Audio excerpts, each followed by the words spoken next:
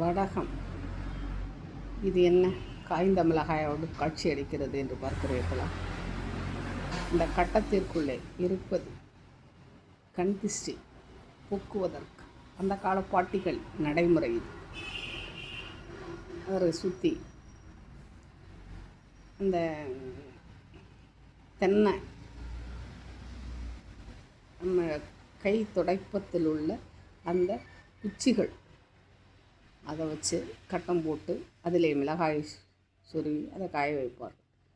இவையெல்லாம் பாட்டிகளின் நடைமுறை. இருந்தாலும் நாம் அதையும் ஏற்கத்தான் வேண்டியதாக இருக்கிறது. இப்பொழுது செய்முறை.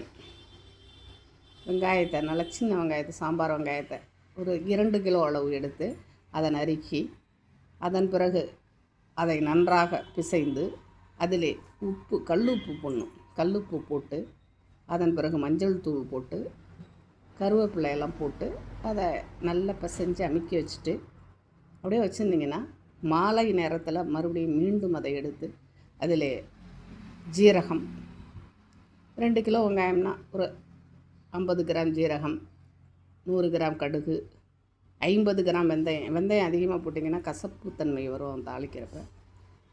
நம்ம அதை துவையெல்லாம் அரைப்போம், அப்போ அது கசக்கும். அதனால் வெந்தயம் 50 கிராமே போதுமானது. ஜீரகம் 50 கிராம் இன்னும் கொஞ்சம் கூடுதலாக கூட நீங்கள் சேர்த்துக்கொள்ளலாம். பொதுவாக கடுகு 100 கிராம் போடலாம். அதுவும் வாசனை இப்போ அந்த துவையல் அரைக்கல அது வாசனையாக இருக்கும், அதுக்காக.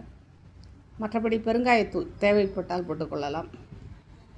எல்லாம் போட்டு உளுந்து, கருப்பு உளுந்து கிடைச்சா பாருங்கள், இல்லாட்டி வெள்ளை உளுந்தே நீங்கள் போட்டுக்கலாம். அதை போட்டு நன்றாக பிசைந்து வச்சுட்டு கொஞ்சோண்டு விளக்கெண்ணெய் ஊற்றி நீங்கள் அதை அமுக்கி வச்சுட்டு இன்று காலை மீண்டும் எடுத்து அதில் வெள்ளை உளுந்தை மிக்சியில் போட்டு அரைச்சி, இந்த பிடிக்க முடியாது, அதுக்காக தான் இந்த வெள்ளை உளுந்து அரைச்சி போடுறது.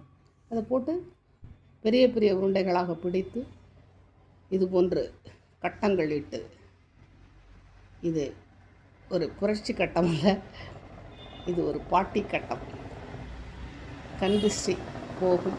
அதோடு வடகம் என்றால் அதை எதுவும் மற்ற இந்த வாசனைக்கு வேறு எதுவும் அதை அண்டிவிடக்கூடாது என்று அதேமாதிரி செய்வது. இது அந்த கால நடைமுறை. அது இன்றைய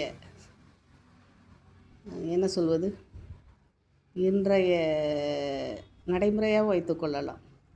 சமூக புரட்சி என்றெல்லாம் நினைக்க வேண்டாம். பாட்டி காலத்து வைத்தியம் இனி வரும் காலங்களில் மக்களுக்கு தேவையானதாகிவிட்டது.